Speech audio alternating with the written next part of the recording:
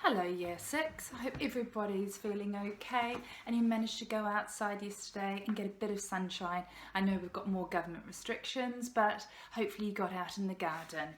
Now, at this time, reading is so important, so hopefully you're all doing lots and lots of reading. And I know Amazon, the audiobooks are free at the moment. Well, some of them are free for children, so if you want to try that, that'd be absolutely wonderful.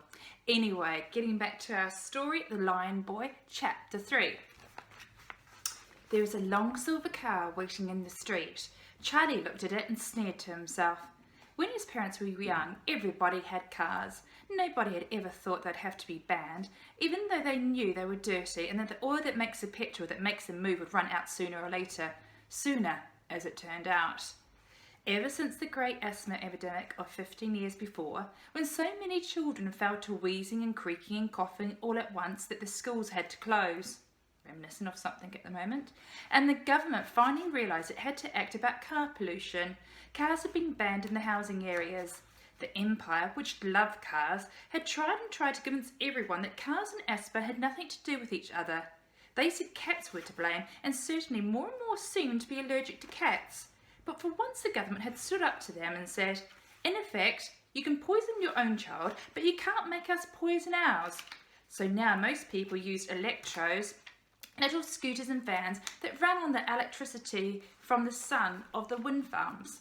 There was very little oil left. Planes couldn't fly at all because there's no fuel for them. And very few people had cars with petrol engines. Even fewer had permission to use them in the housing areas. Usually it was only government people or really rich people, empire people mainly. But the car was beautiful, long and low like a shark, and inside it smelt so sleek and livery. Not rough liver like Charlie was used to, but smooth and expensive. It was peculiar, tempting but sickening at the same time.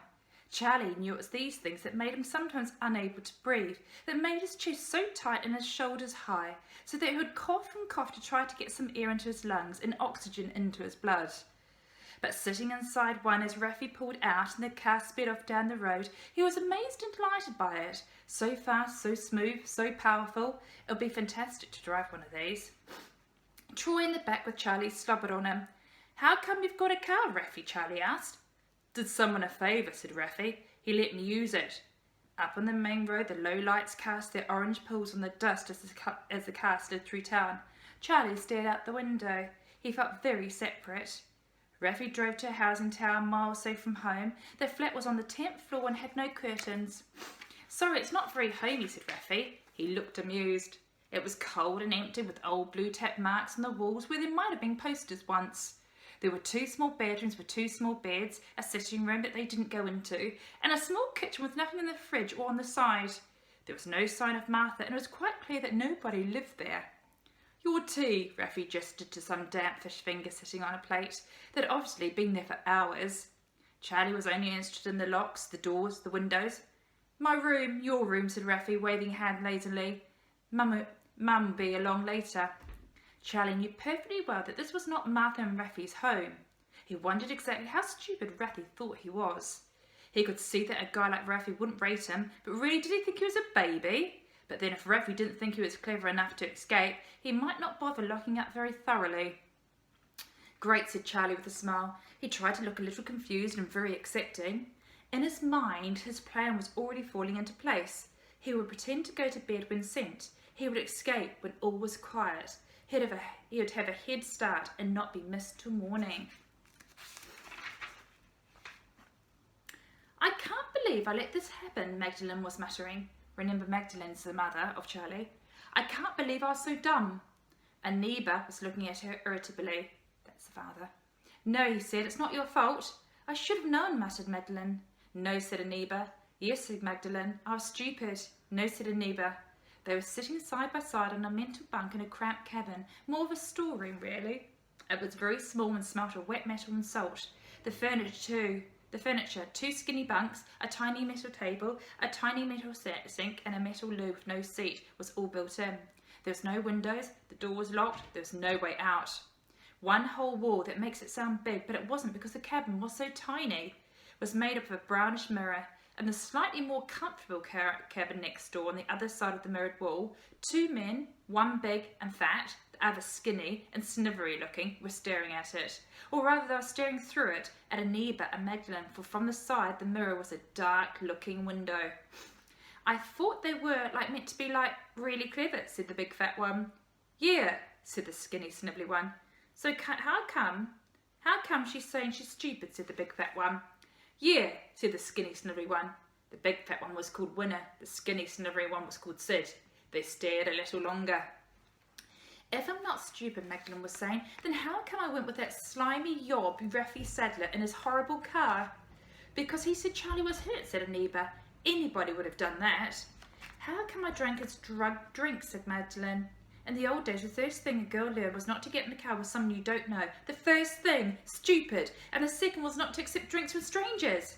Yes, but we know, Raffy, Aniba replied. What kind of parent wouldn't go in a car with someone they know who says that their child had been knocked down? Who wouldn't accept a drink from him? Stop it. Stop blaming yourself. Also, you may remember, I fell for just the same trick with Martha. So you're calling me stupid too? Well, said Magdalene, all right. What I really can't believe is how we were tricked by such stupid people. Winner and Sid glanced at each other. Did you say Mr. Raffy is stupid, said Winner. Yeah, said Sid.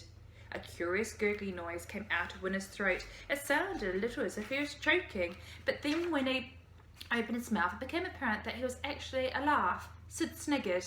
Then Winner stopped laughing and his jaw fell open a bit to one side. Did she just say we're stupid, he said. Skinny Sniggly Sid stopped sniggering to think. It was quite hard work for him thinking. You could tell by the look on his face if he badly needed to go to the loo. Yeah, he said at last. Winner screwed up his face and said a rude word. He didn't like being stupid at all. Sid was used to it. From Winner, usually. Yeah, well, we're here now, said Aniba. And yes, we weren't careful enough. We'll just have to be a bit cleverer from now on. Not much chance for cleverness while we're locked in here, being taken Lord knows where, said Magdalene. You know what I mean, said Aniba. Yes, said Magdalene. They were both thinking the same thing. Then neither of them said it. Charlie, where was he? What was he going to do without them? They were going to have to be clever to get back to him in one piece as soon as possible. Aniba squeaked Magdalene's hand. Sweet, sneered Winner, the other side of the two-way mirror. Yes, it said. Courage, whispered Aniba. Oh, all right, said Magdalene. Let me just dip into the handy bag of it that I take with me everywhere. She was cranky because she was scared. Come on, whispered Aniba.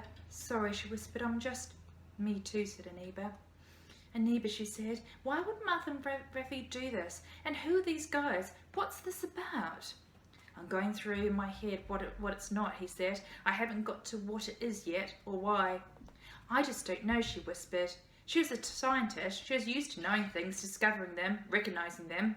She was almost as annoyed about being caught out as she was angry at being stolen away. It can only be because of, I suppose, but why? Why now? And who? I think this is a submarine, said Aniba suddenly. What? Cried Magdalene. They looked at each other. So much for escaping.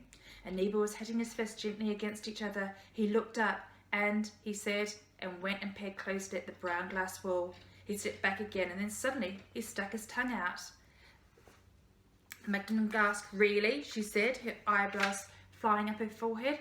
She went round behind him and made rude waggly donkey ear gestures behind his head. They giggled. It didn't really help though, not in a practical way. That's the end of chapter 3. See you tomorrow.